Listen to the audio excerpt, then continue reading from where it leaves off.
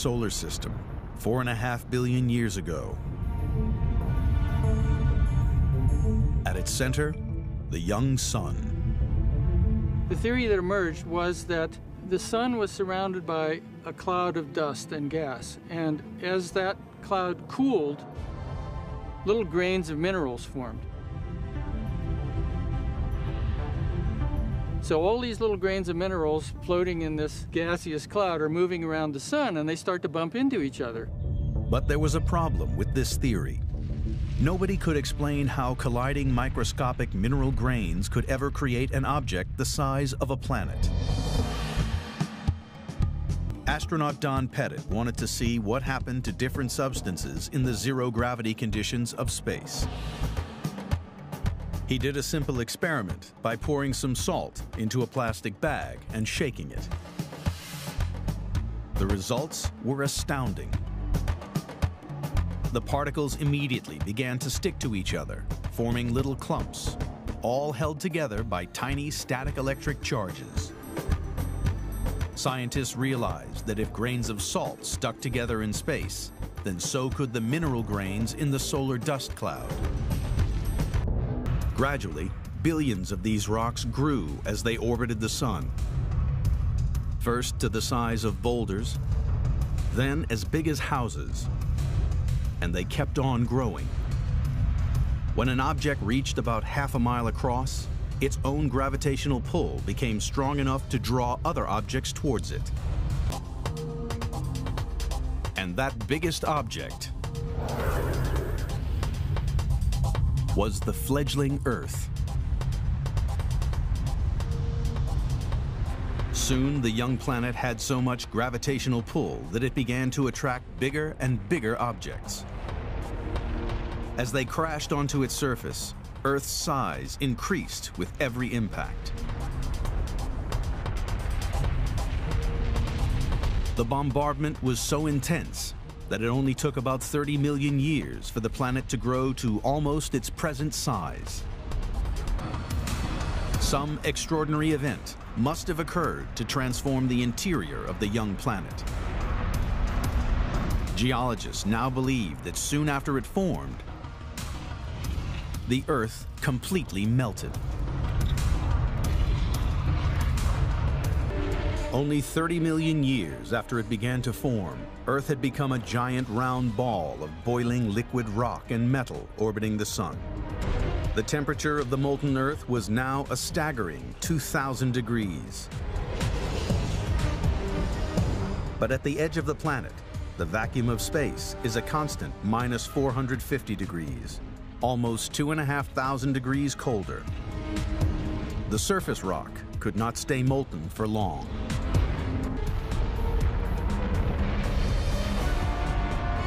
In less than 1 million years, Earth's surface was covered in a thin crust. Geologists realized that Earth's thick layers of sediments and volcanic lavas must have been laid down over millions, rather than thousands of years. The next breakthrough came in 1897, when physicist Ernest Rutherford figured out that measuring radioactive decay could accurately date the age of rocks. Rock samples from around the globe were found to be not just millions, but billions of years old. In 1953, Patterson came to Meteor Crater in Arizona, looking for samples. The meteorite was a staggering 4.5 billion years old, meaning that the Earth was also born 4.5 billion years ago. In the early solar system, there were dozens of mini-planets chaotically orbiting the sun. According to the theory, one of these was on a collision course with Earth. Hartmann suggested that another planet, about the size of Mars, crashed into the Earth.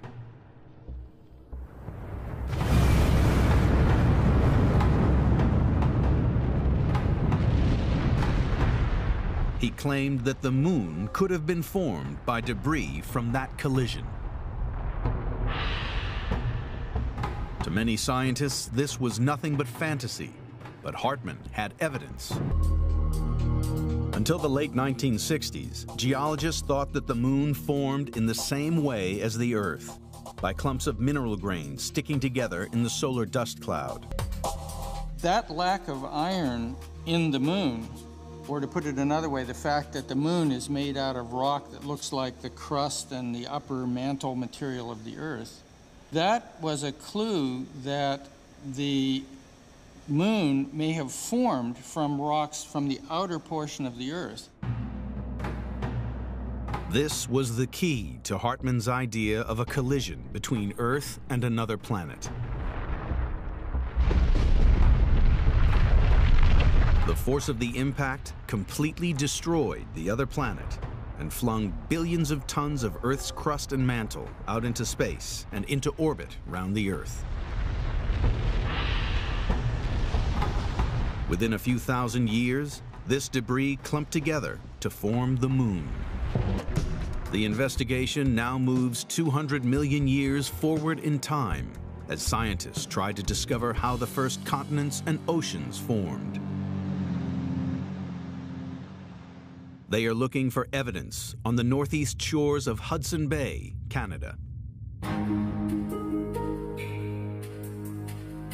This is the desolate landscape of Porpoise Cove, the site of an important new scientific discovery. The rocks are highly altered, deformed volcanic lavas known as amphibolites. The amphibolites are 4.28 billion years old, 200 million years older than any other rocks so far discovered.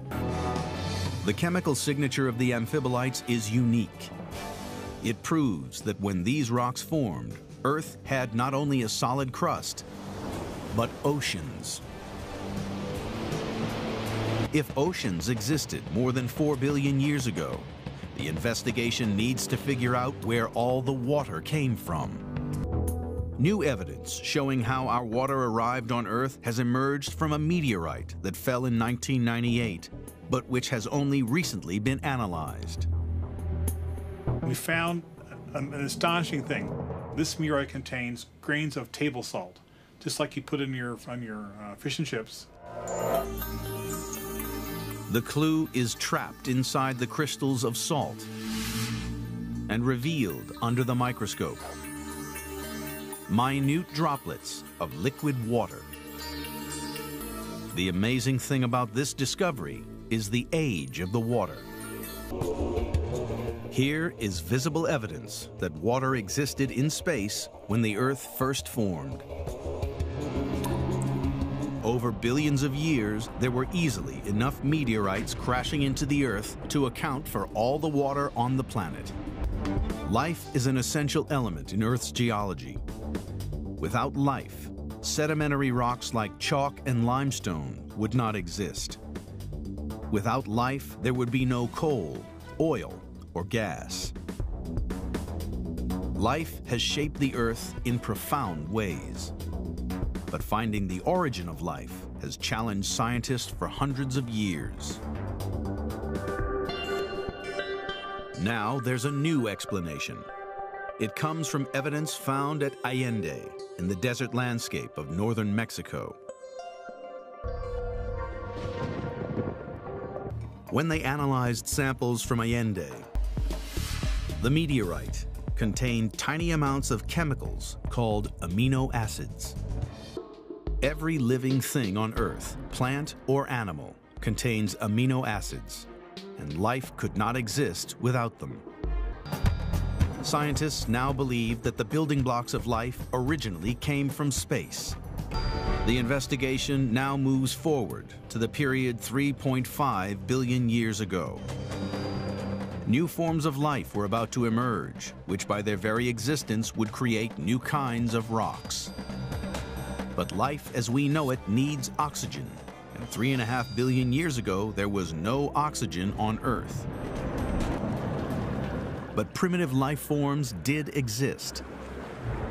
The fossilized remains of strange coral-like structures have been found in rocks more than 3 billion years old in many parts of the world. They are called stromatolites, and they are a clue as to how the atmosphere filled with oxygen Seifert has discovered that the stromatolites are made by billions of microbes called cyanobacteria. These bacteria were to change the course of Earth history because of one unique feature. They produce oxygen. Over geological time, there were enough cyanobacteria to produce trillions of tons of oxygen, creating the atmosphere we breathe today. And they were responsible for changing the way all life evolved. Once the atmosphere began filling with oxygen, the stage was set for the evolution of all plant and animal life. Sedimentary rocks like limestone and chalk are made largely from the skeletons of marine animals which accumulated at the bottom of shallow seas. Without life, Earth's geology would be very different. The investigation into the birth of the Earth has uncovered evidence revealing the secrets of Earth's development. 3.5 billion years ago, a billion years after it first began to grow out of the solar dust cloud, Earth had continents, oceans, primitive life forms, and oxygen. The birth of the Earth was complete. A new canvas on which billions of years of geological processes could mold the planet we inhabit today.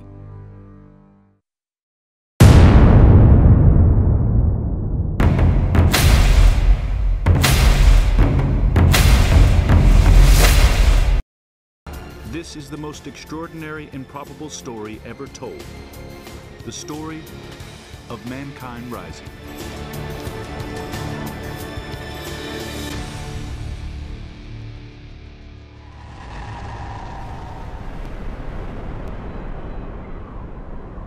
"4 billion years ago, this hell is Earth. This seething, lifeless mass of molten lava will become home to nearly 9 million living species.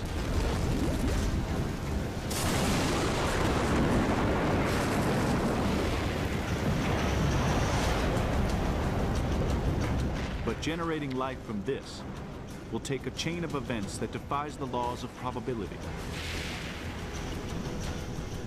There are many theories. Nobody knows exactly how or where life began. But it couldn't happen without water.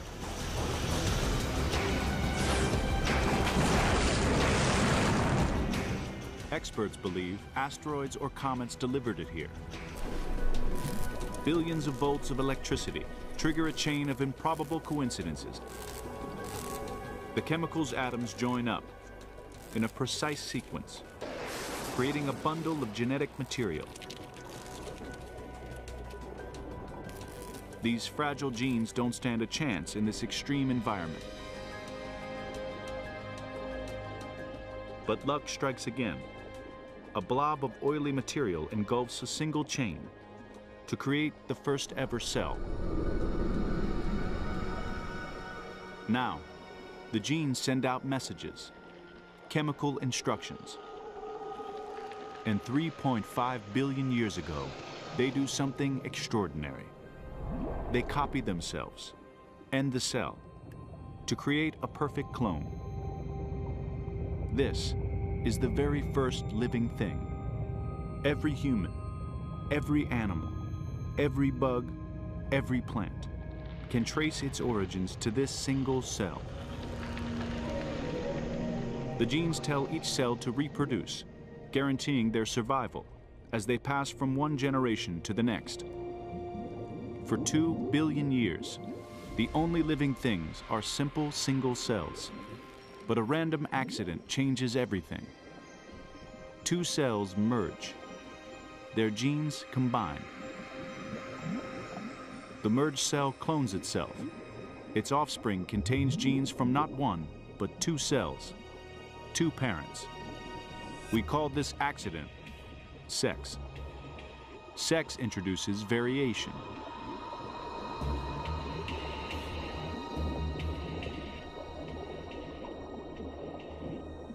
Occasionally, things go wrong. As the cells reproduce, genes get deleted. duplicated. These cells are mutants. Mutations pile up, differences increase, until the cells become so different, they're separate species. The tree of life branches out into billions of species, but only one will lead to us. Mutating and diversifying, spreading out through the oceans, getting bigger, more complex, until our ancestor is a 3-inch long water worm.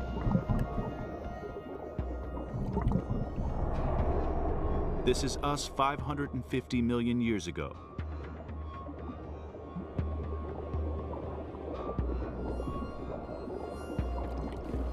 Mutations create distinct male and female sexes. We produce more offspring, passing on more genes. Mars and Venus, boy meets girl. It all starts here. But finding a partner is almost impossible when every living thing is blind. In this sea of darkness, the ability to see will give us a critical advantage. Nature's most perfect innovation begins to take shape. A handful of skin cells mutate. Now, we can tell dark from light, find more prey, dodge more predators. We live longer and produce more offspring. Soon, creatures with light-sensitive cells dominate the population. Over countless generations, more mutations refine the cells. This is natural selection in action, the process that allows every living thing to adapt to the world. And that gives our ancestor eyes.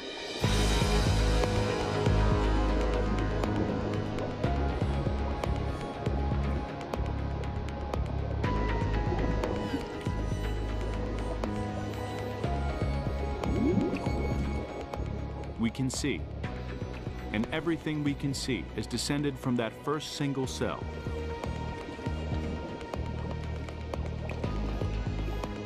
But we need to make sense of what we're seeing.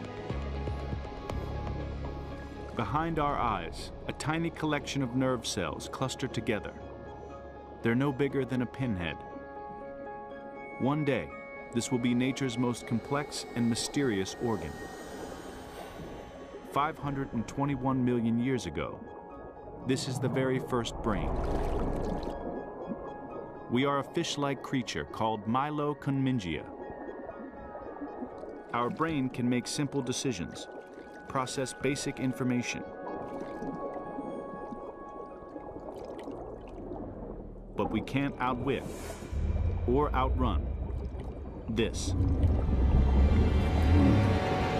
Anomalocaris, the great white of the ancient oceans. Our odds of extinction are far higher than survival.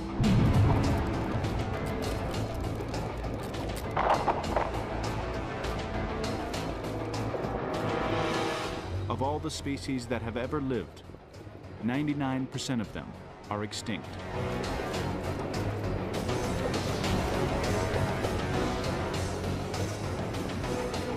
But a lucky roll of the genetic dice helps Milo toughen up.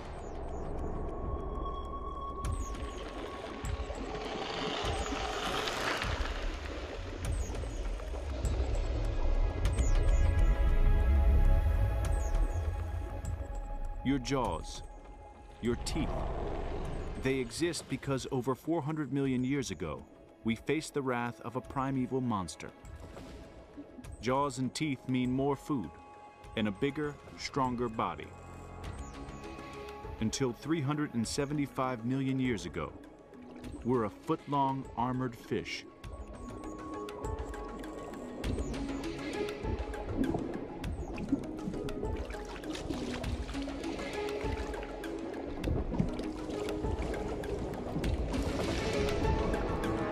We look invincible, but we're not.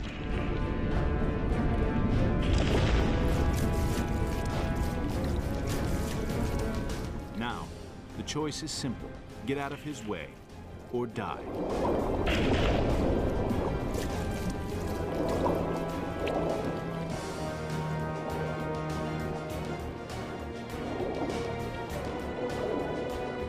We're safe in the shallow water. Or are we? The water's stagnant. There's not enough oxygen. We can't go back. We can't stay here. There's only one place left for us to go. Now, our future looks bleak. But natural selection throws us a lifeline. Over millions of years, thousands of generations, our body adapts until we do something no fish has done before: breathe air.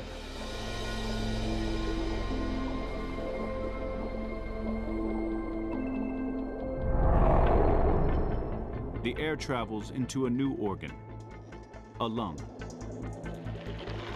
Take a breath, and remember it's because a monster fish chased our ancestor into the stagnant water, forcing them to breathe air. We're an Ichthyostega. We can breathe air or water, closing off our windpipe to switch between lungs and gills. Today, our gills are gone, but the mechanism remains, and sometimes it spasms, giving us the hiccups. 365 million years ago, we stick our head out of the water. There's a swamp behind us, paradise ahead. The choice is simple, but the consequences are immense. We pull ourselves out of the water and change the course of history.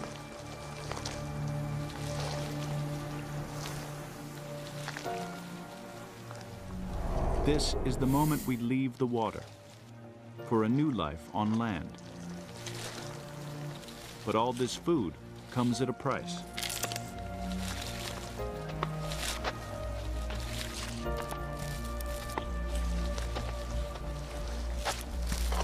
The fierce sun dries out our skin. The hard terrain tears at our soft feet. Ichthyostega is a fish out of water. We dodged extinction in a stagnant swamp, only to slam straight into another deadly environment.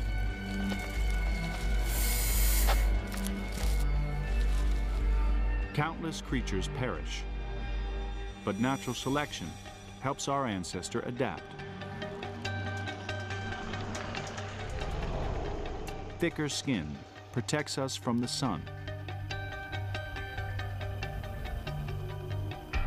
And tough claws that will one day become our fingernails help us move across the rough terrain until we're Casenaria.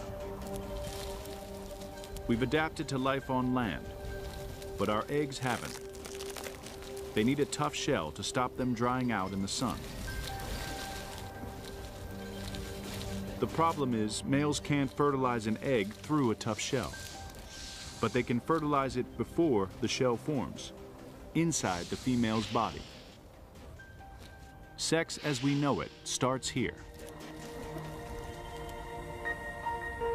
The result is a masterpiece of evolution, an egg in a tough shell with all the nutrients the embryo needs sealed inside.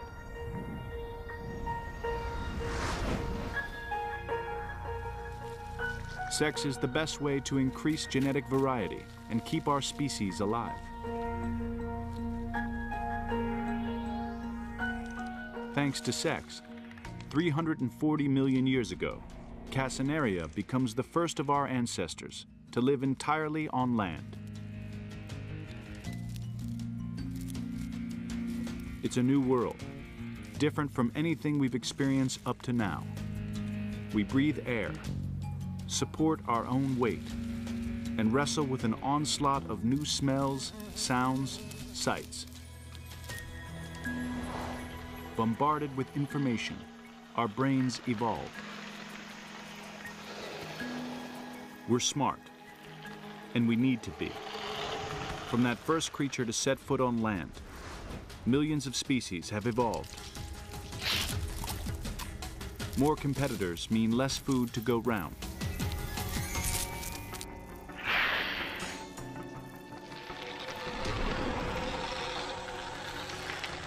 A mutation gives us bigger, more powerful jaw muscles. It's a critical advantage. We can eat more food, faster.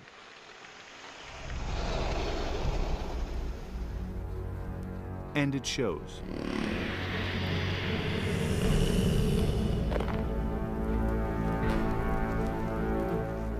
We're Varanops, a slab of pure meat-eating power.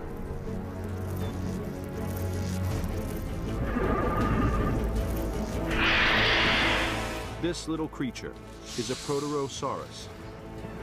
Once a competitor, now he's prey.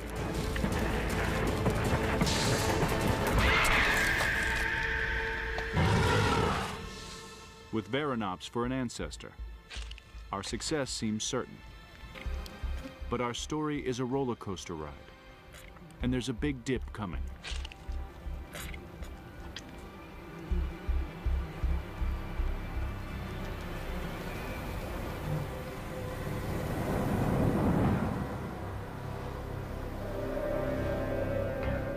"250 million years ago, thousands of miles away in Siberia, the Earth tears itself apart. A giant plume of magma surges up from deep inside the planet. Molten rock oozes through cracks in the Earth's crust, covering an area the size of the United States under a layer 1,000 feet deep. And it continues for 500,000 years. Trillions of tons of noxious carbon dioxide trap the sun's heat inside the atmosphere. Temperatures soar to over 100 degrees. Plants, the plant eaters, and eventually the meat eaters, perish. 95% of all species die. Only a tiny handful hang on. Among them, us, and another species that will one day become the dinosaurs. As the fight for survival winds down, the battle for supremacy begins. 30 million years since volcanic eruptions wiped out 95% of all living things.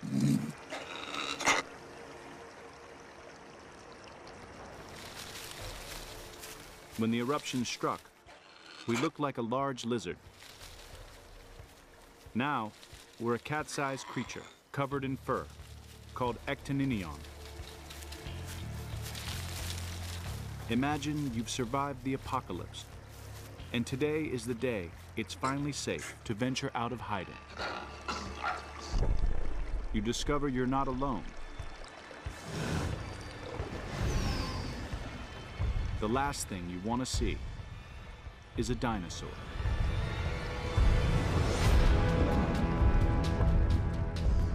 A 5-foot-tall Herrerasaurus. She evolved from one of the small reptiles that survived the mass extinction.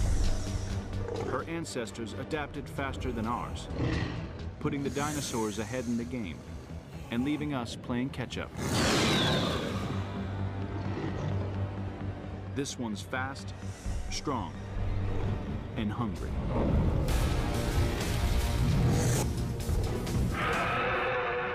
We're staring down the barrel of an evolutionary gun. Our only hope, natural selection. Over millions of years, we get smaller, so we're harder to catch. We become nocturnal, making us harder to see. We're cold and scared. Tiny muscles around the base of each hair contract. Our senses sharpen so we can see, hear, and smell a dinosaur before a dinosaur sees us.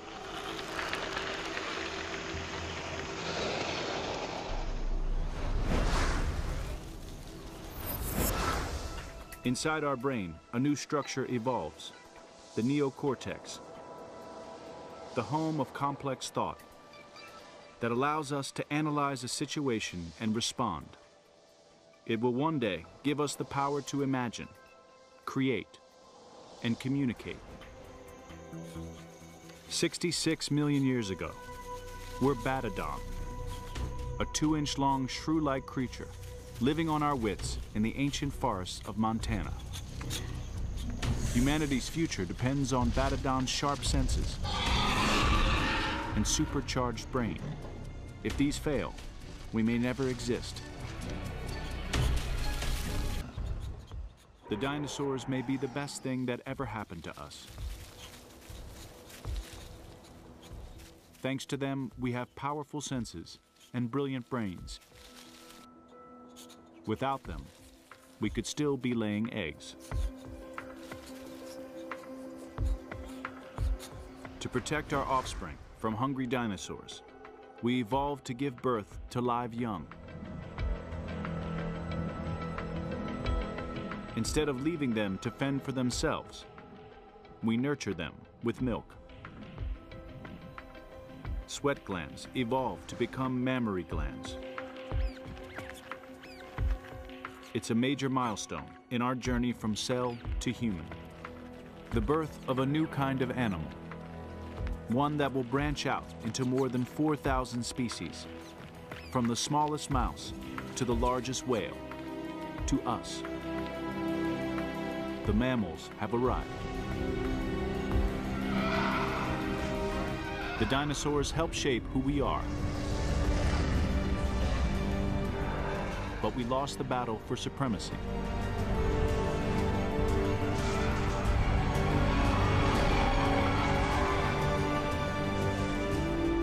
The dinosaurs reigned for over 165 million years. Nothing can stop them, or so it seems.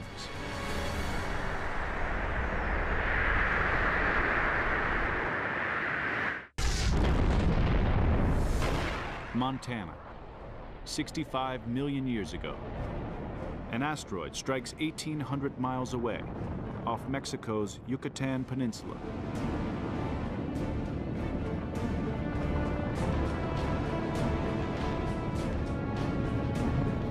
A small, rat-like mammal is about to face the fight of his life, lose, and humans may never exist. Pulverized rock and dust engulf the entire planet. The only way out is to dig. Smoke and ash from the fires block out the sun. Temperatures plummet. Vegetation dies. The local disaster becomes a global catastrophe. For the dinosaurs, it's a disaster. They're big creatures with big appetites. And now, that's a big problem.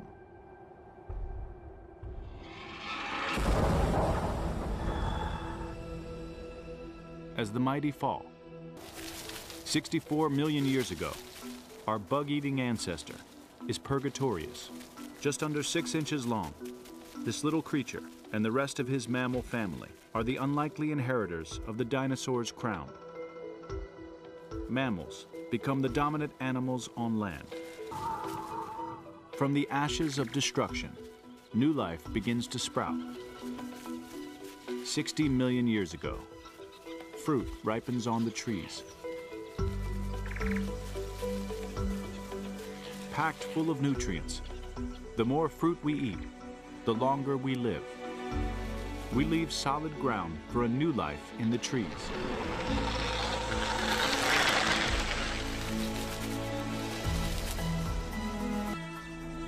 We've come a long way from that first single cell. Now, at last, we're beginning to glimpse a family resemblance. We're Altiatlacius, one of the first members of a new group of mammals, the primates. By 56 million years ago, we've adapted to our world. But that world is about to change, again.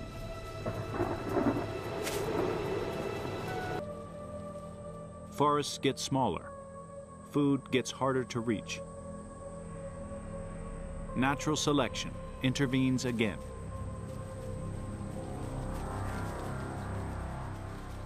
Our tail shrinks back to the base of the spine, where it stays, as the coccyx, a reminder of our days spent leaping through the trees. The trees get even further apart, the food harder to reach. We're starving, desperate. 4.4 million years ago, the will to survive that's driven us from a single cell in the ocean to a complex primate in the forests of Africa is about to make us do something extraordinary. Something no primate has ever done before.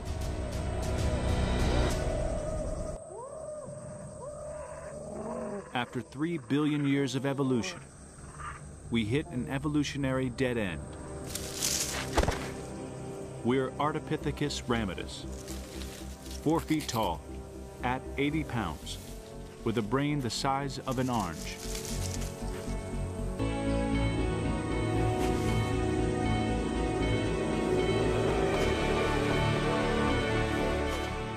$4.4 million years ago. These are our first steps on 2 legs. Walking gets passed from parent to child. Over the next 1.2 million years, our body evolves so that we can walk further and faster. Finding shelter, a mate, and food gets easier, but childbirth gets harder. With a narrower pelvis, giving birth to a fully developed infant becomes impossible. Babies have to come out early, when their heads are smaller and they're barely developed. That's why we are one of the few species to spend years caring for our offspring. 3.2 million years ago, we're an Australopithecine. Our brain is the size of a grapefruit, and we walk on 2 legs all the time. We can't outrun our predators. The only way to survive is to outthink them. The smarter we get, the longer we live. Natural selection promotes the mutations that improve our brain power, like weaker jaw muscles. Released from the muscle's vice-like grip, the brain is free to grow. It doubles in size.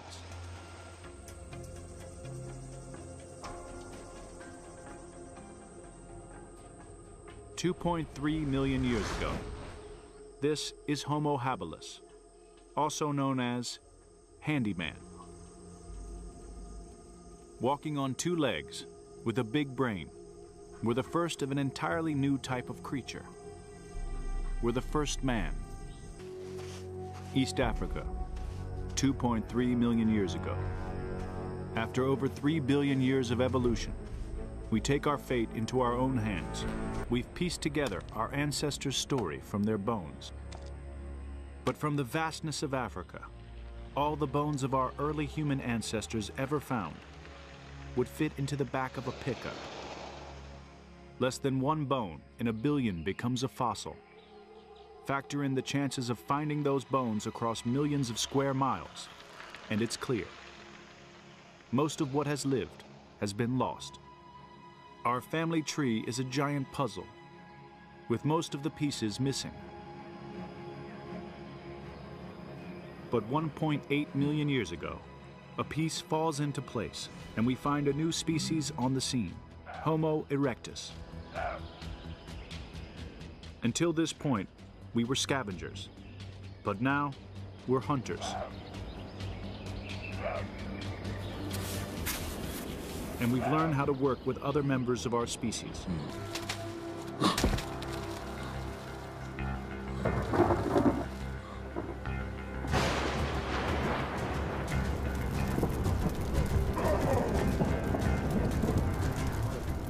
Fire. It sparks an idea that will make our ancestors human.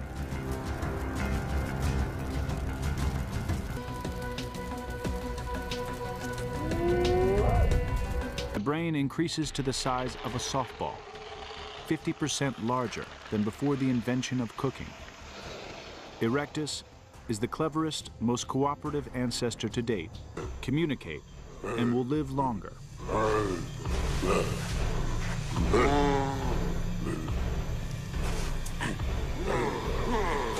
Natural selection kicks in. Our tongue changes shape and moves down our throat, carrying the larynx with it, allowing us to form different shapes in our mouths, making different sounds, and ultimately, words. Speech is our greatest tool. It's the last piece of the puzzle that turns our ancestors into us. 200,000 years ago, after a 3.3 billion year battle for survival, we've arrived. We are Homo sapiens, meaning wise men. Pound for pound, we have the largest brain of any creature on Earth. Armed with tools, speech, and superior intelligence, we spread out across every continent. We evolve and adapt to new environments, new challenges, until we become the undisputed masters of the world.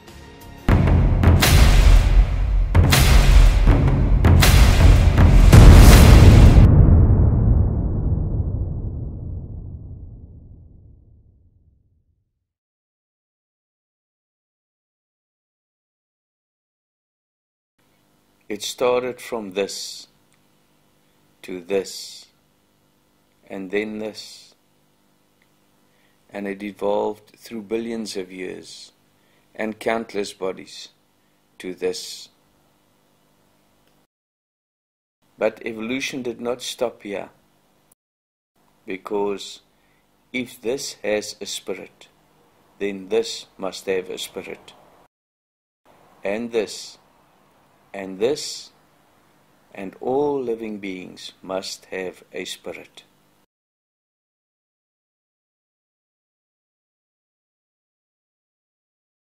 All living beings have spirit, which gives it life.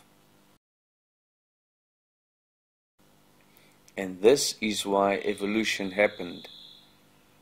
The human purpose for evolution was not so much the physical bodies evolving. It was the unseen spirit inside the bodies evolving, ever so closer to their source. The spirit in this evolved to the spirit in this. This was you,